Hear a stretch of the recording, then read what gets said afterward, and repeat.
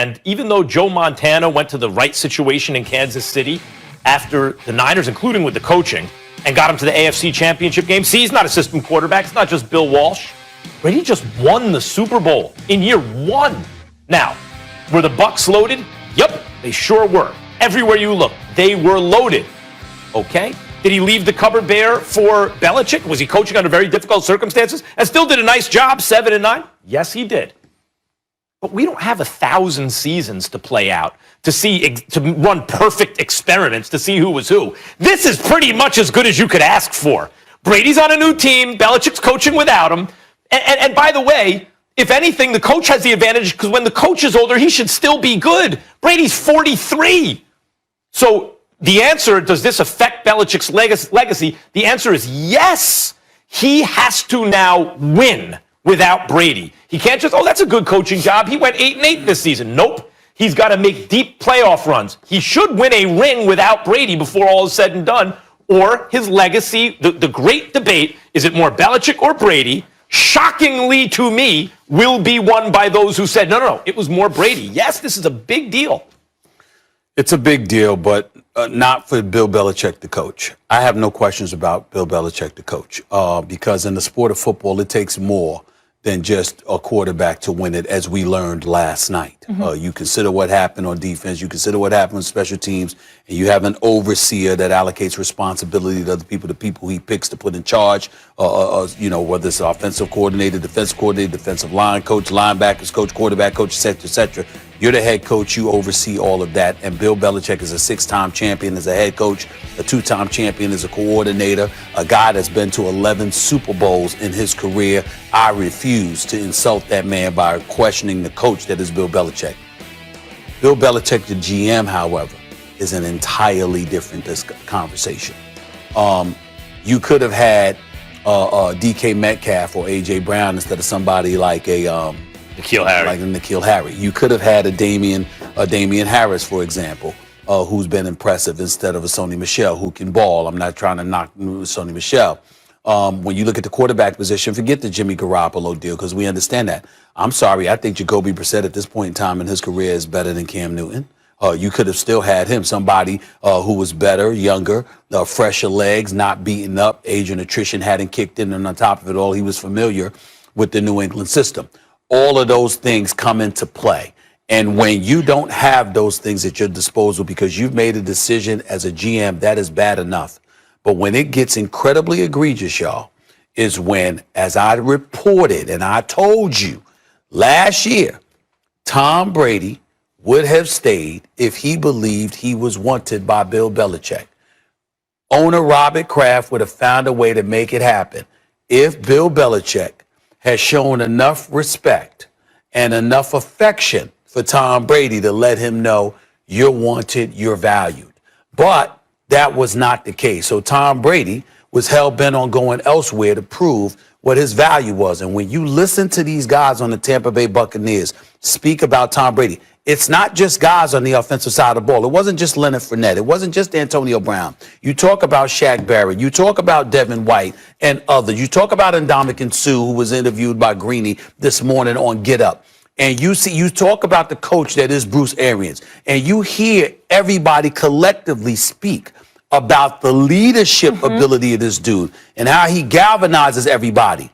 What you have is a coach who's also the GM in New England that selectively decided to ignore that component.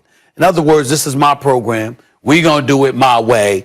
The hell with all of that. And when you do that to somebody that old who's produced for you, and somehow you missed the leadership component that he brings to the team and how he's able to squeeze out whatever somebody else has left in them.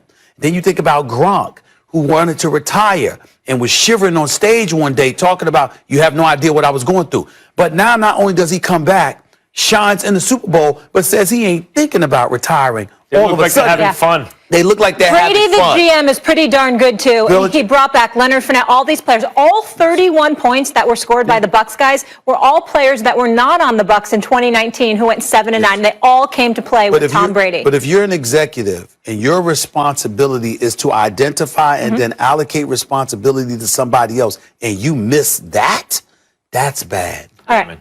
That's This conversation to be continued. Brady, MJ, Gretzky.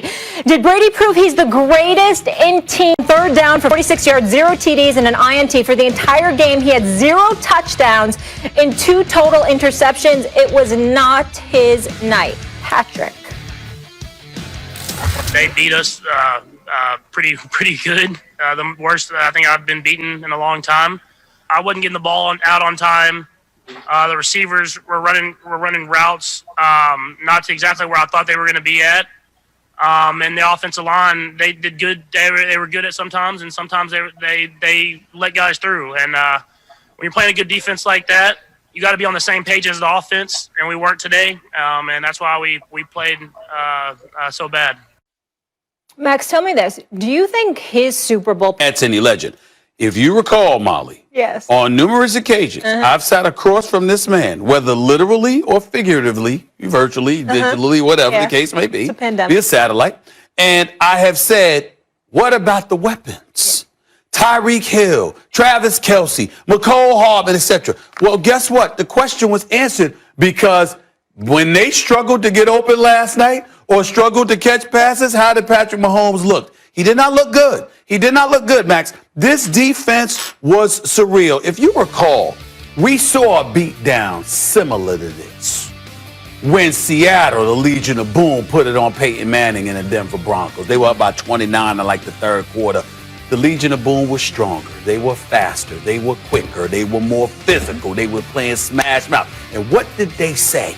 They talked about how Denver would engage in the trickery. Sneak plays, trick plays, etc., all that gimmicky stuff. How do I remember this? Because I know my brother Cam Chancellor. He and I spoke after that Super Bowl. He was like, "Yeah, it's about attacking your fears."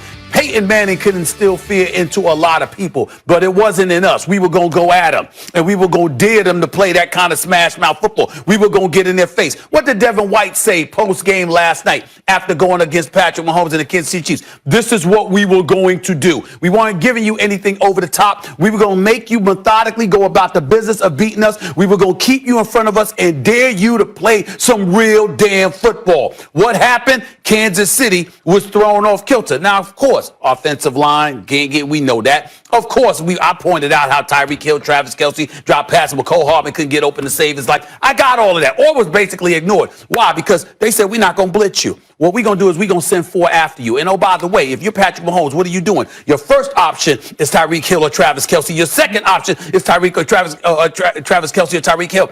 You're not going to have but so much time to get to you go through your progressions and to get to the third or fourth option. We're daring you to try to pull that off, knowing that you couldn't. And in the end, what it comes down to is this, Max. Even though we still recognize Patrick Mahomes being the great quarterback that he is, but the issue is the GOAT. All of that stuff is over. It is over because here's the deal. It's not just about 7 Super Bowl championships to 1. Forget all that. Here's what it's about. No matter what you do in your career, you lost to the man considered the GOAT who beat you at age 43. We will consistently remember that encounter. Big hill to climb, but we're going to take that later in the show. When we talk about it, we're not going to talk about he lost because Brady has lost. We're going to get into that. We're going to get into that later in the show. This is what I say. This is what I'd say. The reason you can send 4 all game is it was the same as a blitz, only no one was open. They couldn't stop. Like, it's one thing to say, well, what is Mahomes going to do when his guys are covered? And he has no time to throw the ball. What did he do? As I mentioned, he hit 2 receivers in the face, right in the face, in the end zone with passes. Does he need to catch the ball too? The fact of the matter is the offensive line really not being there. They didn't have their starters, their best players on the line. Fisher, Schwartz, That, to me, that's the story of the game. Those guys, Fisher and Schwartz, are not just there because they're the best guys on the line because they play the tackle positions. As I keep mentioning, Mitch Schwartz was all NFL, all second-team NFL for the decade, according to Pro Football Focus. Fisher was a number 1 overall pick. He's been to multiple Pro Bowls. These guys are Pro Bowl caliber tackles that were gone, and it was going against a great defense, the offensive line. So they were completely overmatched. Mahomes was pressured more than any quarterback in the history of the Super Bowl and he was blitzed almost less than any quarterback in the history of the Super Bowl. But what I'm saying. What do you want him to do? Listen, what I'm saying to you, Max, is I am not refuting your points if the issue is that they lost, because we understand that wasn't his fault.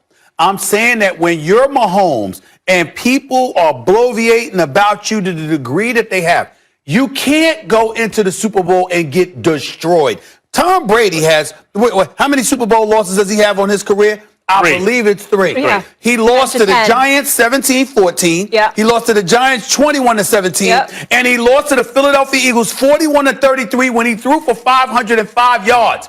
I'm saying that when you look at Mahomes, right now, never questioning his greatness, understanding the Elways have lost, the Peyton Mannings have lost before, Brett Favre lost before. Steven, think about what when you're saying for a second.